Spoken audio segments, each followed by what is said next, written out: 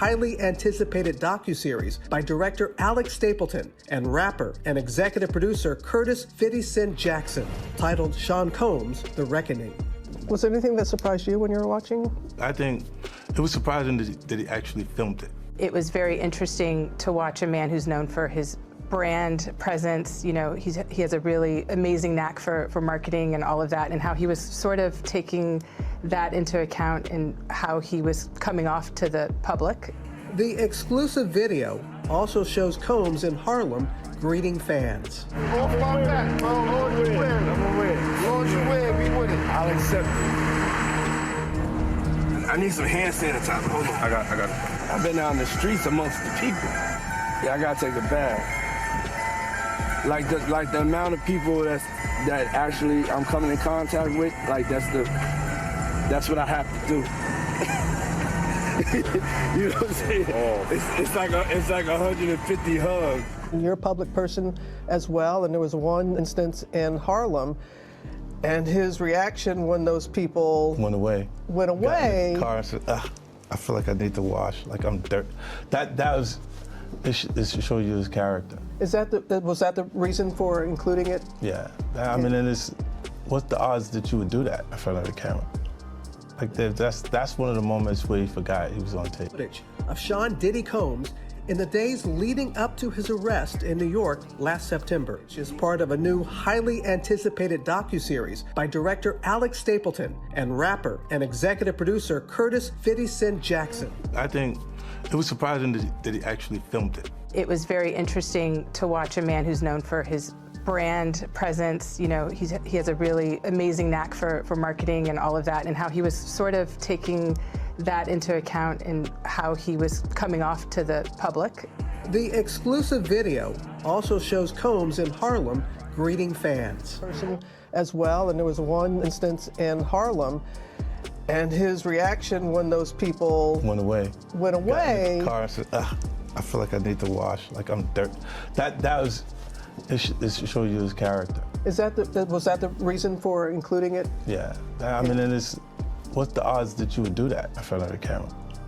Like that's one of the moments where he forgot he was on tape. How do you respond to people who say that it's more about the disdain that you have for Sean Combs than it is for giving victims a platform? What they consider a pre-existing beef, right, for 20 years, right, is me being uncomfortable with him suggesting that he takes me shopping, or I looked at it like it was like a tester.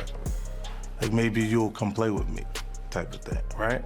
And it's not personal. I think it's important to also let people know that the show is not completely the perspectives of people that did not like Sean. We weren't trying to just get the highlights, the salacious details. You know, that the real goal was to storytell. And not everyone needed to have an allegation to be a part of this project. The 4-part series also features 2 jurors from Combs' trial who are speaking for the first time about how they reached their mixed verdict, finding Combs guilty of 2 prostitution offenses, but clear of racketeering and sex trafficking charges, both sharing their thoughts on the relationship between Combs and singer Cassie. Juror 75 describing them as 2 people in love, and Juror 160 saying in part, domestic violence wasn't one of the charges. Cassie, is she a victim in all this? I believe Cassie's a victim in all this because she came in she's like 18, like 19 years old in the very beginning. After a while, over time, you condition for it. The goal of what the film is trying to do is to let the audience kind of come in to ask questions like, were their decisions colored by certain things, and who got the benefit of the doubt, you know, in that courtroom? Do you think that hip-hop culture was on trial as much as Sean Combs was? Not all. Look, if I didn't say anything, you would interpret it as the hip-hop is fine with his behaviors. There's no one else being vocal. So you would look at it and just say, because that mind your business, or let me not say nothing about nothing, or those things, it would allow the entire culture to register as if they're for that behavior. If Sean Combs watches this, what do you think he's gonna feel? Like, wow, this is amazing. I think he's gonna say this is the best documentary I've seen in a long time. Because you'll see people saying that. I mean, he may feel a different way about pieces and bits of it, but he knows the truth. I think he'll see the truth in it. Wow, that was some finish right there. Thank you, Robin, for that. Sean Combs' directing will be streaming worldwide on Netflix tomorrow. The documentary is reported to feature non-stop footage of Diddy recorded during his final days before he was apprehended by federal authorities. Some of this documentation is described as so real that certain clips are protected by Netflix and could not be shown elsewhere. This project has been teased for a while, and while many knew 50 Cent was preparing something, the official announcement today made it concrete. In response, Diddy's team is now scrambling, asserting that Diddy had his own prior discussions with Netflix and claiming that 50 Cent's current project is straight up illegal. While the legal side remains unclear, Diddy's representatives are heavily pushing back against the entire rollout and are ready to fight it. Laura LaRosa of The Breakfast Club received an exclusive statement from Diddy's camp, and other insiders have been directly contacted with the same account. Diddy's team challenges the footage and its use. Diddy's representative released an exclusive statement about the new Netflix documentary, making several serious claims. Unauthorized footage. They claim Netflix used footage that was never cleared for release. This includes private moments, pre-indictment recordings, and conversations tied to legal strategy that were never meant for public consumption. Original purpose. According to Diddy's side, this footage was originally created for a completely different, unfinished project, and no rights were ever transferred to Netflix. Payment dispute is irrelevant. They stress that an unrelated payment dispute between third parties does not give Netflix the green light to use private, unlicensed material. Source of material. Diddy's team insists that none of the footage came from Diddy or anyone on his team, and they are demanding answers on how Netflix obtained it. Furthermore, Diddy's camp is emphasizing that Netflix exacerbated the situation by giving Curtis 50 Cent Jackson full creative control of the production. The personal feud and allegations of bias, Diddy's team did not hold back, straight up calling 50 Cent a longtime public enemy who has been mocking Mr. Combs for decades. They allege that 50 Cent has posted fabricated accusations, celebrated Diddy's legal issues, and even admitted to being shocked by the existence of some recordings. This, they argue, proves the footage is being used for entertainment without any real fairness or context. Beyond the legal issues, Diddy feels Netflix crossed a personal line. He says he always respected leadership figures like Ted Sarandos and admired the legacy of Clarence Avant, maintaining a solid relationship with the company's leadership. For Netflix to hand his life story to someone who has publicly attacked him for years feels like a deep, unnecessary slap in the face. Diddy expected at least some fairness from people he viewed as colleagues. Additionally, a source indicates Diddy was originally working on his own documentary with Netflix before these events, but walked away when the company refused to grant him creative control. Legal and ethical concerns raised. This situation is turning increasingly personal. Diddy is also accusing Netflix of building a pattern of chasing sensational stories rather than focusing on accuracy. He claims their recent choices, such as reportedly leaning on discredited, fabricated journals in another documentary, show why this new situation feels reckless. His representative stated that the use of unauthorized footage is not journalism at all, but rather Netflix ignoring the rules for shock value. Diddy's publicist confirmed that their legal team is officially notifying Netflix and expects the company to deal with this matter immediately. When examining the timeline, it is clear that Diddy's team anticipated this moment. The documentary was not a surprise, as 50 Cent had been promoting it loudly for weeks. Diddy had his message prepared.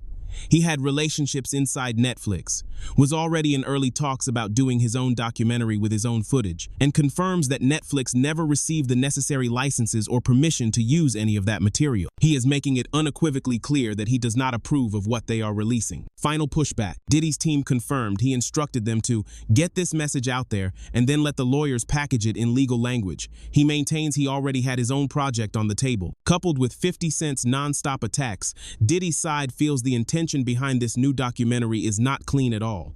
They believe people are just chasing a moment, not the truth, and argue that some of the clips being promoted make Diddy look bad, not because the footage is fake, but because of the way it is being framed. The footage includes moments like Diddy joking while shaking hands on the street saying, "Oh, I need to take a bath now, man. I done been around 150 people." While this is a common sentiment about hygiene, Diddy's team argues that when it is shown on camera without context, it hits different. His representatives also raised serious red flags by pointing out that the documentary supposedly utilizes elements of his legal strategy. The broader cultural stigma. A major voice within the hip-hop community expressed disagreement with the documentary being controlled by someone who has an ongoing feud with Diddy. This sentiment also extends to certain comments 50 Cent made, as some feel that if no one speaks up, it creates the damaging illusion that this is how hip-hop moves, and that the entire culture is accepting of the situation when it is clearly not. The speaker emphasizes the need to correct the narrative, stating that people are too quick to apply negative stereotypes to the black community, automatically casting them as villains. This stigma, they argue, is consistently unfair. They point to historical examples of powerful individuals from other communities, such as Hollywood figures like Harvey Weinstein and Jeffrey Epstein, or executives who targeted Terry Crews who were exposed for misconduct. In those cases, no one labeled their entire culture, their industry, or their group as guilty. The individual was always separated from the group. The speaker concludes that whatever Diddy is currently dealing with is about him as an individual, not about hip-hop, black culture, or the community as a whole. We can't let one person's actions become the stamp for millions of people. That's not fair. That's not accurate. And that's not the message we need floating around right now. This moment is about holding individuals accountable, not entire cultures. 50 Cent's intent and the case detailed. The speaker acknowledges 50 Cent's reputation, noting that he is the king of being petty and will aggressively pursue a feud if he chooses. While 50 Cent's motives are well known, the speaker insists on being direct about the core issues. They affirm that no form of abuse is acceptable, and there is no defending anyone who engages in violence or chaos with a partner. However, they caution against online attempts to twist the narrative and accuse people of approving misconduct when they are merely correcting facts. The discussion of Diddy's legal situation reveals that even some legal experts found the case complex, with one juror reportedly questioning whether the actions described truly constituted trafficking. The speaker emphasizes that Diddy was involved with an adult partner in a relationship that contained serious issues: manipulation, control, and imbalance. While acknowledging these issues, they state that it is critical not to confuse real concerns with things that were not part of the situation, which only muddies the facts. They argue that people in those circles were making their own choices to participate in a wild environment, including partying and engaging in messy behavior. This whole situation is ugly, but we can't twist details that change the story, because once that happens, nothing makes sense anymore. The nature of the feud. The speaker recognizes 50 Cent as a marketing mastermind who is successfully turning this controversy into a major moment. Although 50 Cent has attempted to frame the documentary as a non-personal endeavor, even saying he gave someone's kid a moment in the game, the speaker believes the feud is clearly personal. The speaker states that they would handle a conflict differently, refusing to dedicate so much energy, time, or an entire project to an enemy, even for financial gain. They find the depth of 50 Cent's focus wild, noting that Diddy is a constant topic in his posts, headlines, and projects, which is excessive attention for someone he supposedly considers insignificant. The speaker ultimately disagrees with some of 50 Cent's specific talking points in the video. While admitting that being petty, taking big swings, and publicly embarrassing someone are 100% his lane, they cannot align with certain aspects of his commentary.